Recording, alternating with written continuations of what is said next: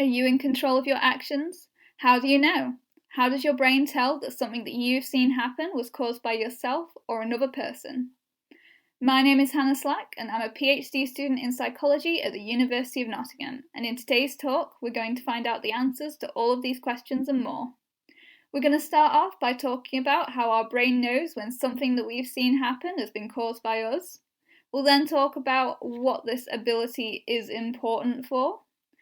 We'll then cover the different ways that we can study this ability. And finally, we'll cover how this ability develops in children. So to begin, imagine that you walk into a dark room and you flick on the light switch, and immediately the room lights up. How does your brain make the link between you flicking on the light switch and the room suddenly being filled with light? What gives you that little feeling of, I did that, I made that happen? Well, let's start by breaking it down. As soon as you flick on the light switch, your brain starts to predict what's the most likely thing that will happen next. In this example, your brain will most likely predict that the light bulb will turn on.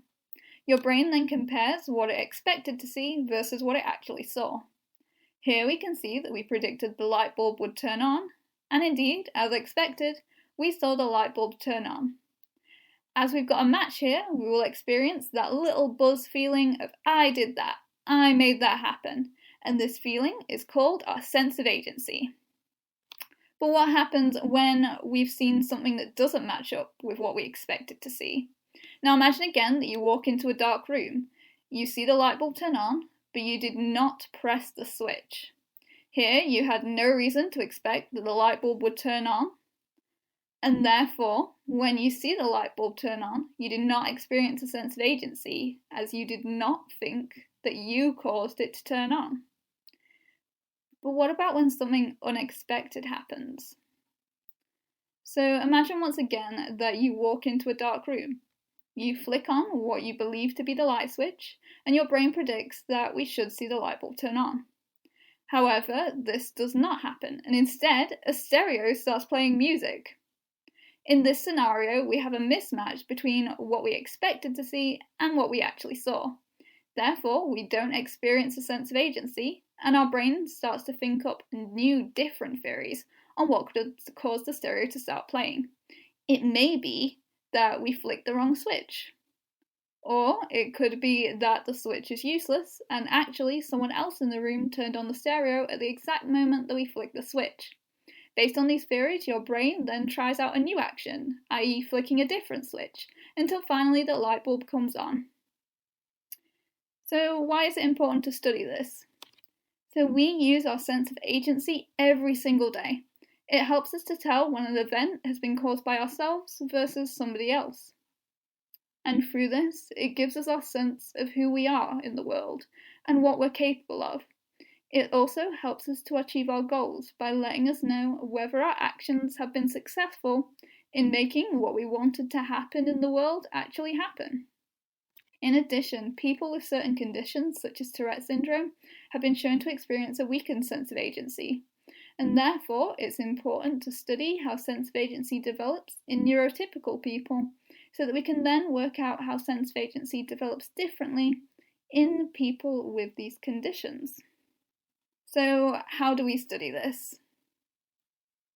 Well, we could just ask people to do something or just to watch something happen, and then we could ask them, hey, did you do that?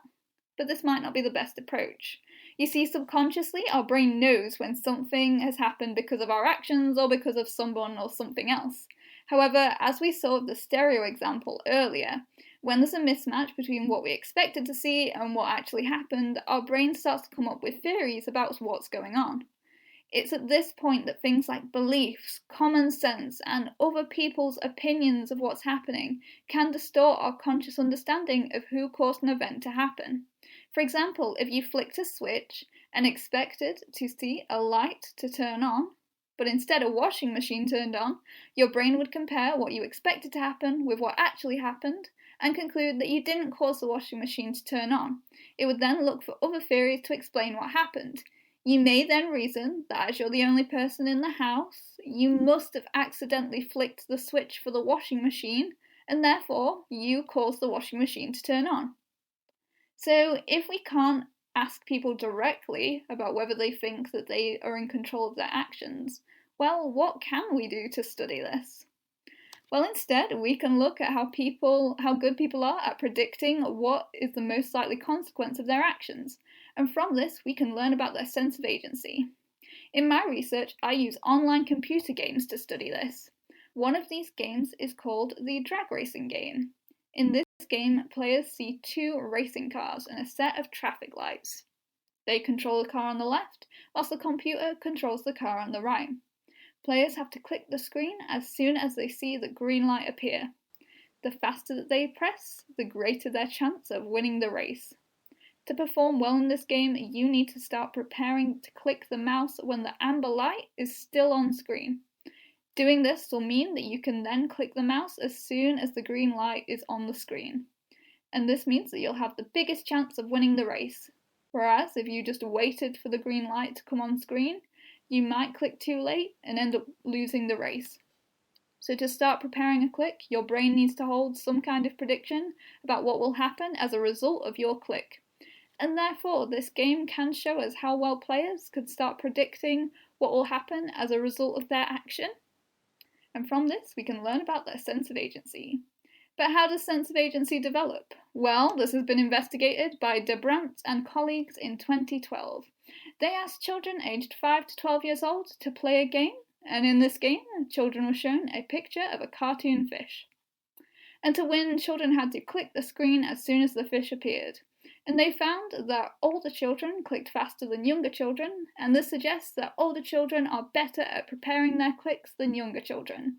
And therefore, from this, we can learn that sense of agency develops as children grow. So next, we need to start looking at how sense of agency develops in teenagers. And by doing this, we'll be able to understand the full timeline of how this ability develops, and that is exactly what my research aims to do. So in this talk, we've covered how our brain knows when something that we've seen was being caused by ourselves. We also looked at why this is important for daily life. We covered the different ways that we can study this and how this develops in children.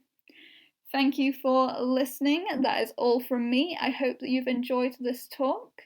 And if you want more from me, you can find me on Twitter at Hannah R. Slack.